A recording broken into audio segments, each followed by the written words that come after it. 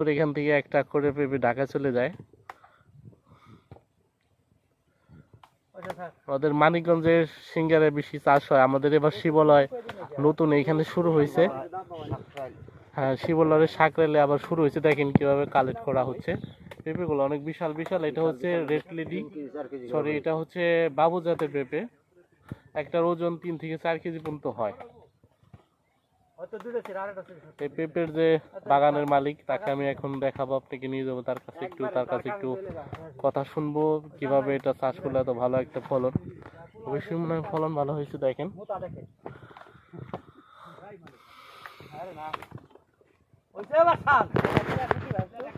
আমাদের পেঁপের size 2.5 KG, 2 KG, 1.5 KG, 800 গ্রাম।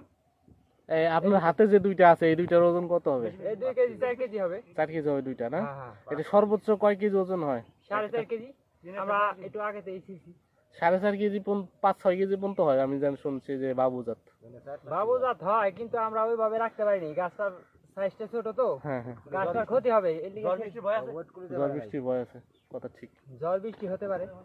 দেখেন আমাদের, হ্যাঁ ঠিক আছে। আর দেখেন এই যে আমাদের 1 জন 2 জন 3 জন 4 5 6 7 8 জন ভাইয়ারা এখানে কিন্তু পেঁপে কালেক্ট করে।